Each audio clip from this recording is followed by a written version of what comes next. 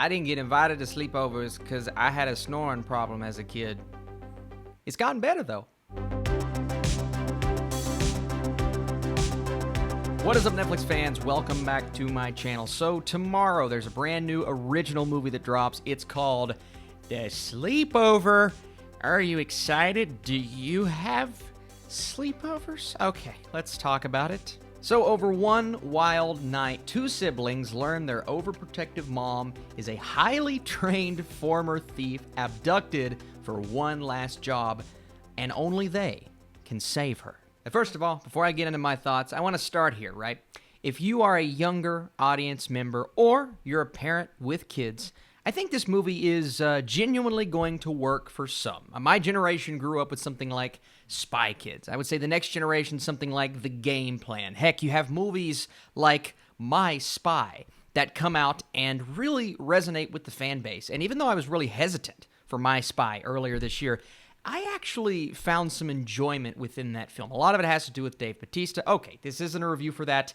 It's a review for The Sleepover. That, in my opinion, is exactly what I was afraid My Spy would be, and that is kind of a choppy, jumbled movie that really caters to one specific audience, and adults taking their kids to this movie, or in this case, sitting on the couch watching it, may not have the best time. Austin, why are you being so mean to The Sleepover? I enjoyed it. That's fine. I feel as if this film had a lot of missed opportunities, and then it did a lot of familiar things that I've seen thousands, and I mean thousands of times before in similar films, except I believe those similar movies, for the most part, have done them a bit better. For example, you're going to hear every song that you've ever heard in this kid/spy genre before pop up in this movie.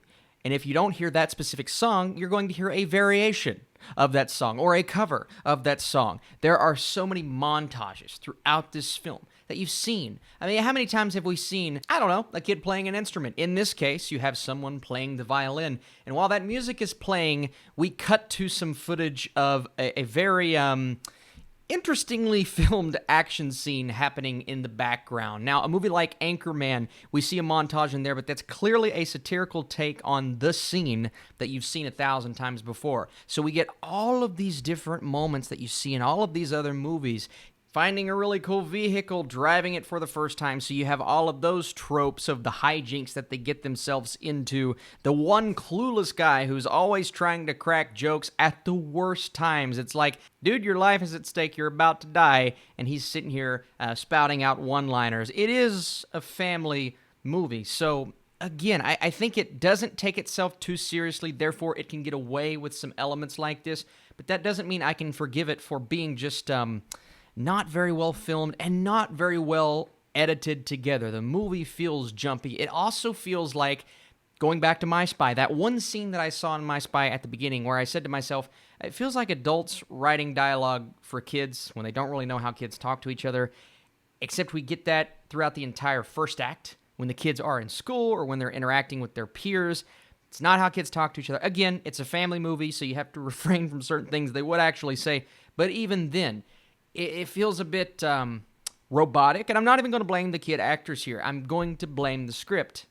That doesn't work. Now, what's the song? I think it was I Want Candy. That was the song where I just said, all right, I've officially heard every song that I've ever heard in this movie, and as soon as I Want Candy started playing, oh yeah, could you not find something different?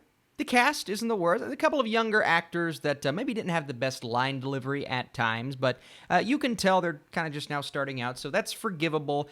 It's more what they're saying, and then you have someone like Joe Manganiello pop up, and obviously, I'm a big fan. We share similar interests. It just felt so out of place, him being in this movie. I did enjoy some of the jokes that came from his character. He's a lot taller and more muscular than one particular character who continues to just be like, why is it him? He's always...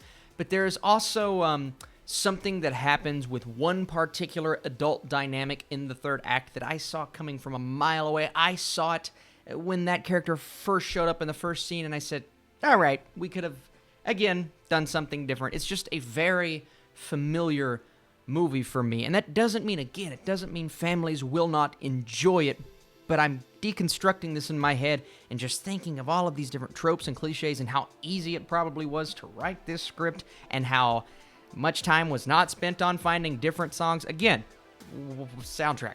And I'm probably being too harsh, so I am going to give this movie a bit of a pass for kind of knowing who its audience is. But that doesn't mean I thought The Sleepover worked as a whole. So I need you guys in the comments down below. Are you watching this movie when it drops on Friday? I appreciate you for watching this review. If you'd like to see more, if you enjoy it, be sure to smash that thumbs up button. As for my score, going a 40%, a 4 out of 10. Again, I could go lower, but a couple of jokes that kind of worked, a few dynamics that were like, oh, okay, that's cute. And then this cast of kids, they're definitely cute for what they're going for, but it's just the overall story. I've seen it one too many times. Regardless, I appreciate you guys for watching this video. Again, leave those comments. What are you watching on Netflix this week? And stay tuned today for more reviews to come. I'll see you later.